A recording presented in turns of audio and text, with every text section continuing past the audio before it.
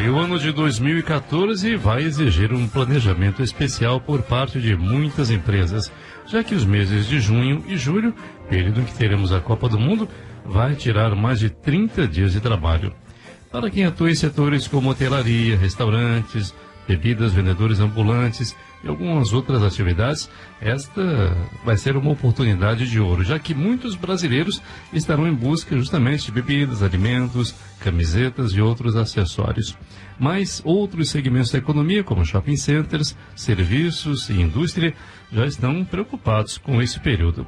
Alexandre Borim, especialista em gestão de tempo e produtividade, conversa comigo agora na CBN sobre esse assunto. Seja bem-vindo, Alexandre, tudo bem? Como vai, Alves Melo? Prazer falar contigo, com os ouvintes da CBN. Pois é, tem gente que vai sair ganhando, mas tem gente preocupada, né? Como fazer o planejamento para esse período, hein? É verdade. O ano 2014 realmente inspira muitos cuidados, mas não é nenhum segredo que geralmente o foco que as pessoas podem empreender no seu trabalho, nas suas atividades diárias, pode gerar muito mais produtividade do que está se dizendo que vamos perder esse ano. Basicamente, quando você tem um dia produtivo, um dia focado, é certo que você consegue fazer muito do que você precisava em muito menos tempo do que você normalmente ocupa. Infelizmente, a sociedade moderna usa essa questão da maior produtividade que nós temos, com informática, com tudo isso, com as redes poderosíssimas, usa mal, porque não gera tempo livre para si própria. Então, se nós continuássemos sempre focados, tivéssemos um trabalho focado, nós poderíamos ser muito mais produtivos em menos tempo de trabalho e poder certamente livrar aí 2 ou 3 horinhas para assistir um bom jogo de futebol, não só em junho, mas no ano inteiro. Agora, como é que os gestores devem agir para manter a produtividade dos funcionários? Como é que a gente coloca isso na prática, Alexandre? Olha, o primeiro passo é que se tenha metas bastante definidas e muito rapidamente. Aqui nós estamos em janeiro, logo já temos carnaval, junho, com Copa, eleições, tudo isso influencia no atingimento de metas. Então, a primeira medida que o empreendedor, o empresário deve ter é definir as metas rapidamente, não deixar o ano caminhar muito adentro e poder ter todo o time focado no atingimento dessas metas. Para o Brasil ganhando a Copa, a produtividade aumenta, Alexandre? Trabalhar com satisfação é segurança de maior produtividade, Alves. Bom, temos que pensar também numa situação contrária. Embora ninguém queira isso, pode acontecer aí uma situação desagradável. Como é que fica, hein, Alexandre? Aí a gente tem que torcer contra a Argentina, provavelmente. E temos outras felicidades à parte, viu, Alves? Verdade. Bom, agora, Alexandre, quais são as estratégias que devem ser usadas para que o ano não gere um grande prejuízo financeiro às empresas? Falamos aí da produtividade, mas no geral, para manter a rentabilidade das empresas, como é que os gestores devem proceder? Isso é muito interessante. Basicamente, cada funcionário, cada pessoa que coloca a sua mão de obra a trabalho de empreendimento, de um setor que está aí preocupado com produtividade, essa pessoa ela tem uma responsabilidade muito grande, que é fazer o máximo que ela puder do pouco tempo que ela dispõe no dia a dia. Então, uma providência, por exemplo, individual, que faz uma grande diferença na empresa, é que a pessoa, logo que chega ao trabalho, logo de manhã, logo no momento que ela se adentra na sala de trabalho, no ambiente de trabalho, ela já realize as tarefas que são importantes para o sucesso da empresa, do empreendimento. Então é muito frequente, por exemplo, pessoas que trabalham em escritório quase o dia todo. A primeira coisa que a pessoa faz quando chega na mesa é ler o e-mail. Decisão errada. Ela devia se preocupar em realizar tarefas que ela procrastinou, que ela deixou para depois, no dia anterior, e que agora, efetivamente, ela está energizada, ela está renovada por uma boa noite de sono para executar. Então, ler e-mail não é algo que se faz ao chegar ao trabalho. A gente deve perseguir as nossas metas, fazer as tarefas que são consideradas mais difíceis logo que a gente chega. E depois o dia vai ficando cada vez mais fácil, até que a gente encerra uma boa produtividade no final do dia. Embora o e-mail seja uma ferramenta muito importante, cada vez mais usada, existem outras ferramentas, como, por exemplo, telefone, né? Pega, alô, começa a bater um papo, claro. O que a gente vai fazer hoje e tal. Isso é importante também. Aliás, muitas empresas fazem isso, né? No jornalismo se faz muito isso, a reunião de pauta, por exemplo, né? Definindo aquelas atividades durante o dia, o que realmente funciona de uma maneira muito eficiente, né? Olha, o e-mail é um grande invento, não tem dúvida, ninguém tira o mérito, porque ele permite a produção assíncrona. Quer dizer, eu posso produzir um pouco, mando um e-mail para o Alves de Mello, ele produz mais um pouquinho, retorna para mim ou manda para um terceiro. Isso permite uma engrenagem toda a funcionar. É muito positivo para a sociedade como um todo. No entanto, o e-mail não pode reger o nosso tempo, ele não pode ser o foco das atenções. Tem pessoas que, às vezes é necessário, claro, mas tem pessoas que não necessitam acessar 50 vezes por dia o e-mail e acessam lá 50, 60, 100 vezes por dia o e-mail. Ou seja, a cada 3 minutos a pessoa está checando se chegou algum e-mail na caixa postal dela. Então isso não é produtivo, nós temos que lembrar que existem outras formas muito mais eficientes da gente trabalhar nosso tempo. Começando com mais foco desde o começo da nossa jornada de trabalho e passando aí por usar ferramentas adequadas realmente ao que se necessita. Uma conversa telefônica, ela é muito mais produtiva, muitas vezes, do que mais de 40, 50 e-mails trocados com equipes enormes e que 2 pessoas pegando o telefone, uma em cada equipe, conseguem resolver aquela questão de uma maneira extremamente mais rápida e mais simples. Eu estou conversando com Alexandre Borin, especialista em gestão de tempo e produtividade.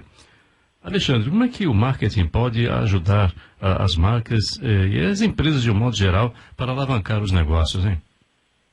Olha, basicamente o marketing ele gera a demanda, né? Ele gera a própria motivação pelo consumo e até mesmo pela dedicação que nós temos. Então, quando nós pegamos o telefone e compramos um produto ou assistimos uma peça de marketing na TV, nós estamos dedicando o nosso tempo àquela empresa do qual nós estamos buscando consumir o produto.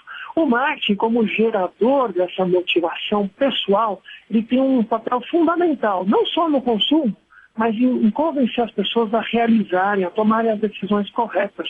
Então, o endomarketing, que é o marketing dentro da empresa, nesse momento de discussão de produtividade frente aos eventos que vão acontecer nesse ano, ele pode ser uma peça-chave para que se convença as pessoas a serem mais efetivas, a tomarem as decisões corretas frente ao cliente, frente ao projeto, frente à meta que se colocou para que seja atingido até o final do ano.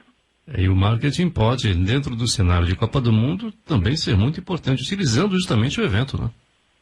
Definitivamente. Setores inteiros vão ser muito beneficiados do ponto de vista de visibilidade, seja uma visibilidade internacional, seja uma interação dos próprios cidadãos brasileiros que vão participar da organização, da execução, e também vão curtir essa festa, mas isso tudo gera produção, isso tudo gera riqueza, isso tudo gera, espero eu, grandes lições, inclusive, para o país.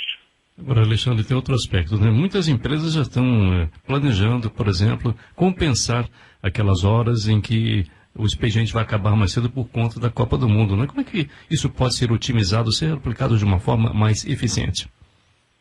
Olha, existem várias formas de você contornar a questão horária. Claro que, por mais produtivos que sejamos, a gente ainda tem um horário de trabalho, em geral, ele deve ser respeitado, independentemente se você produziu mais ou menos que o seu colega ao lado.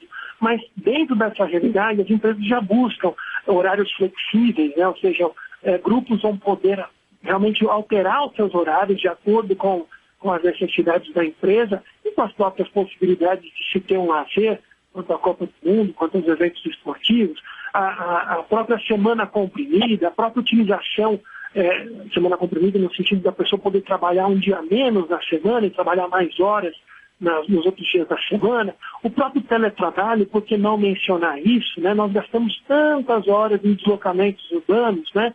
ou interurbanos, e esse tempo todo desperdiçado praticamente podia se reverter em qualidade de vida.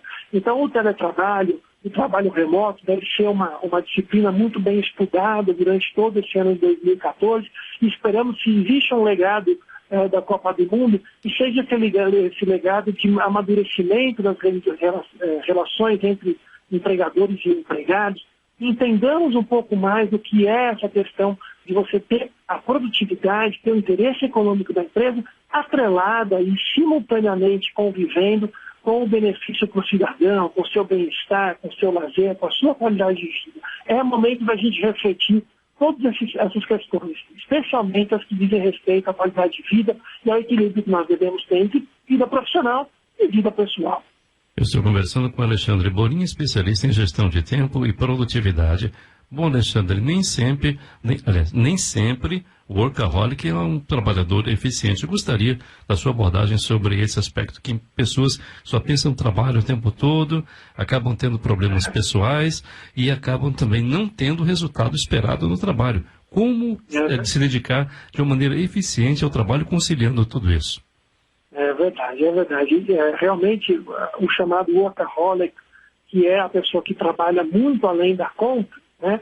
Ela efetivamente está numa situação de desequilíbrio. Cabe a gente, claro, pensar por que a pessoa está nessa situação ou se coloca nessa situação. Existe um raciocínio muito interessante na psicologia que diz que uma pessoa ocupada é uma pessoa que não precisa tomar decisões.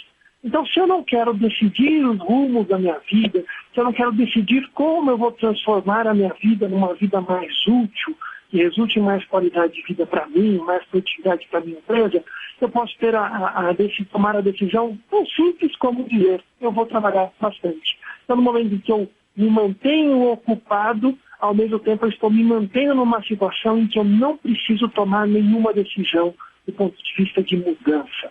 Então, a pessoa que, em geral, não delega tarefas, hoje em dia está em moda essa coisa do assistente virtual, né, de você poder usar uma secretária virtual, delegar tarefas para que você tenha foco, para que você tenha atividades mais improdutivas para você, mais importantes para você no seu foco, e o resto você terceiriza para uma assistente, para uma secretária. Nessas épocas a gente está realmente provocado a pensar que decisões nós temos que tomar para mudar os resultados. Se a gente continuar tomando as mesmas decisões de sempre, ou evitando tomar decisões como sempre, nós teremos os mesmos resultados de sempre. Impossível que seja diferente. Se eu sempre busco, se eu sempre faço as mesmas coisas, os meus resultados vão ser sempre os mesmos. E você, como no mundo cada vez mais competitivo, os resultados são cobrados. Então tem que realmente estar com foco nisso aí, né? O foco é total, a importância do foco é total. A gente tem que entender que nós devemos ter um foco pessoal, um foco profissional. A gente tem que entender nossa vida como um complemento de vida pessoal, vida profissional, vida espiritual, por que não dizer, vida emocional, vida mental, onde se desenvolve os conhecimentos, a cultura. Enfim, é um conjunto de coisas que nós temos a grande responsabilidade de equilibrar. E toda vez que a gente se desequilibra, vai lá aparecer a situação do workaholic, mas vai também aparecer a situação da pessoa que tem preguiça de trabalhar. Enfim, são desequilíbrios que a gente deve buscar definitivamente eliminar desse nosso processo diário de produtividade, de viver os desafios do nosso dia a dia. Gestão de tempo e produtividade especificamente para quem estuda. É cada vez maior o número de pessoas que buscam a preparação para fazer concursos públicos ou que estão investindo na educação continuada, como pós-graduação, mestrado e doutorado. Nesse caso específico aí, conciliar estudo com trabalho. E muitas vezes a situação fica realmente complicada na agenda. Como gerir esse aspecto, Alexandre? Olha, basicamente hoje a quantidade de tempo livre que nós temos, ela depende basicamente de algumas revoluções da nossa vida. Então é certo que as pessoas hoje se queixam da falta de tempo. Isso não é exceção, isso é generalizado, ou seja, as pessoas têm essa sensação de que o tempo está passando muito rápido. Mas a verdade é que nós prestamos cada vez menos atenção nas coisas que estão acontecendo. Então, quando eu não presto atenção, quando existem muitas coisas acontecendo simultaneamente, eu não presto atenção em nenhuma delas. Portanto, eu não vivencio de verdade o que está acontecendo. E ao não fazer isso, ao não vivenciar o que está acontecendo, a minha sensação é de que eu não vivi, de que o tempo passou muito rápido e eu não percebi. Na hora que você fala de você conciliar o profissional com o desenvolvimento, né, acadêmico, um estudo, uma pós-graduação, ou mesmo a questão dos concursos, como você colocou. Até a própria formação acadêmica, né? Até a própria graduação, né? Também está envolvida nesse processo, né? Também, exatamente. Buscar formações cada vez melhores do ponto de vista educacional. Quando nós falamos dessa conciliação, o que nós devemos fazer é uma coisa e na sequência outra coisa. Ou seja, se eu estou no trabalho, eu devo estar concentrado no trabalho. Eu saio do trabalho e vou para a minha faculdade, eu devo estar concentrado na minha faculdade. Dessa forma, eu vivencio uma coisa de cada vez. Reduzindo as coisas simultâneas, a gente vê que o tempo serve, o tempo nos serve muito melhor. O tempo não passa tão depressa quando você vivencia o presente. Estou no trabalho, estou na faculdade. Então, um momento é para o trabalho, outro momento é para a faculdade. Mantendo a cabeça no local, no lugar, naquele momento, nós temos uma produtividade muito melhor e um equilíbrio muito melhor emocional. Frequentemente a pessoa está no trabalho, está preocupada com o trabalho da faculdade. Está na faculdade, está preocupada com os problemas do trabalho. Isso gera um desperdício muito grande de energia. Devemos basicamente ficar focados. Estou no trabalho, estou presente, focado, de corpo presente, de corpo e alma no trabalho. Daqui a pouco eu vou para a faculdade e assim por diante. E depois vai namorar também, vai passear, né? O mundo está aí, né? Todos os aspectos, o emocional, o espiritual, temos que ter tempo para essas coisas. Isso é viver a vida com equilíbrio. Então o tempo tem que nos ser benéfico, não só no trabalho, tem que ser benéfico na nossa vida pessoal, na nossa vida mental, na nossa vida emocional, na nossa vida física. Por que não? O exercício físico é importantíssimo para a gente ter esse equilíbrio. Na nossa vida espiritual, nós temos tempo de meditar, de nos inspirar e pensar menos, né? Inspirar mais, pensar menos, e com isso o tempo é benéfico para a gente. A gente vive as 24 horas do dia da melhor maneira, da maneira mais equilibrada possível, quando a gente consegue ter mais consciência do que as coisas, do que está acontecendo ao nosso redor, do que a gente está efetivamente vivenciando. É bonito, a vida é gostosa de ser vivida, né? O tempo é igual para todo mundo, é o único bem que é exatamente democrático. Todo mundo tem exatamente os mesmos minutos de vida, todos os dias. Alexandre, muito obrigado então pela participação aqui na CBN e até a próxima ocasião. Eu que agradeço. Um ótimo 2014 para todos os ouvintes da CBN Áudio. Alexandre Borin, especialista em gestão de tempo e produtividade.